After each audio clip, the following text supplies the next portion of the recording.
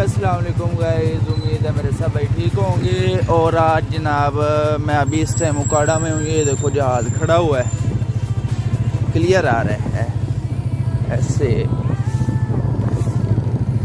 और अब मैं रनाला के लिए निकलने लगा हूँ। आपको वो वीडियो दिखाई है मैंने, वो वाली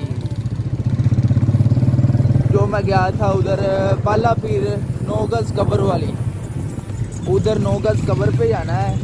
उसकी थोड़ी सी मतलब कि हालत ख़राब थी, वो ज़रा ठीक करके आना है। चादरें डालेंगे, फूल शूल डालेंगे और वैसे साफ़ सुथराई करेंगे। सुबह का टाइम है, अभी 6 बजे हैं और मैं निकल पड़ा हूँ। जाके अपने दोस्तों को लेता हूँ और फिर आपको मिलता हूँ।